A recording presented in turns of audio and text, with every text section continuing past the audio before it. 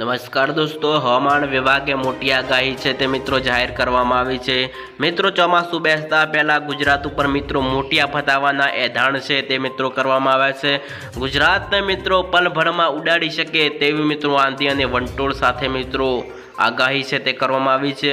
અત્યારે મિત્રો વાવાઝોડાની છે તે મિત્રો પરેશ ગોસ્વામી મિત્રો અથવા મિત્રો અંબાલાલ પટેલે મોટી આગાહી છે તે કરવામાં આવી છે। વાત કરીએ તો મિત્રો આ વાવાઝોડાની અસર છે મિત્રો આપણને ક્યારથી જોવા મળવાની છે, ત્યાર પછી મિત્રો જો વાત કરીએ તો આ વાવાઝોડાની અસર છે મિત્રો 23 તારીખથી 29 તારીખ સુધી તેની અસર છે તે મિત્રો આપણને થશે। કારણ કે મિત્રો કમ્પ્લીટલી જો વાત કરીએ તો 23 તારીખ તેની અસર છે મિત્રો કેટલાક વિસ્તારોની તેની અસર છે તે જોવા મળી શકે છે। મુંબઈના કેટલાક વિસ્તારોની અંદર તેની અસર જોવા મળી શકે છે। ત્યાર પછી મિત્રો નાસિકના કેટલાક વિસ્તારો છે, ત્યાર પછી મિત્રો સુરતના કેટલાક વિસ્તારો છે, વેરાવળના કેટલાક વિસ્તારોની અંદર આ વાવાઝોડાની અસર છે જે જોવા મળી શકે છે।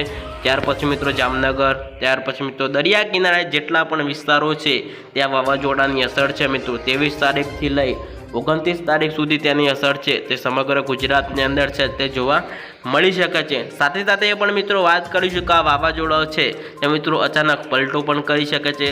ત્યાર પછી મિત્રો આ વાવાઝોડું છે તે દરિયાની અંદર સમાઈ પણ શકે છે। હાલ તો મિત્રો આપણે વિંડીના માધ્યમથી સમજીએ કે આ વાવાઝોડું છે તે મિત્રો 23 થી 24 તારીખ સુધીની અંદર ગુજરાતને અથડાય તેવી આગાહી છે તે પણ કરવામાં આવી છે। આપણે એમ નહોતો કહેતા કારણ કે મિત્રો હજી તેને ઘણા દિવસો બાકી છે, છતાં પણ આ વાવાઝોડું છે તે ફરીથી પલટો પણ કરી શકે છે। સાથે સાથે એ વાત કરી લઈએ કે આ વાવાઝોડાની અસર છે તે મિત્રો કેટલાક વિસ્તારોની અંદર તેની અસર છે તે સંપૂર્ણ આપણને જોવા મળી શકે છે। પોરબંદરના કેટલાક વિસ્તારો છે, જામનગર, રાજકોટ છે, જુનાગઢ છે, ભાવનગર, અડધા ગુજરાતની અંદર તેની અસર છે તે આપણને જોવા મળી શકે છે। વધારે તેની અસર છે તે મિત્રો દરિયા કિનારાના કેટલાક વિસ્તારોની અંદર તેની અસર છે તે જોવા મળી શકે છે। ત્યાર પછી મિત્રો ઉત્તર ગુજરાતના કેટલાક વિસ્તારોમાં મિત્રો 60 થી 70 પ્રતિ કલાકે મિત્રો પવનની ઝડપ છે તે પણ જોવા મળી શકે છે। ત્યાર પછી મિત્રો અમુક જગ્યાએ છૂટો છવાયો હળવોથી મધ્યમ વરસાદ થવાની પૂરી શક્યતા છે તે પણ સાથે સાથે મિત્રો વ્યક્ત કરવામાં આવી છે। ત્યાર પછી મિત્રો ઉનાળાના કેટલાક પાકોની અંદર ખેડૂતોને બહુ બધો નુકસાનીનો સામનો છે તે કરવો પડ્યો છે।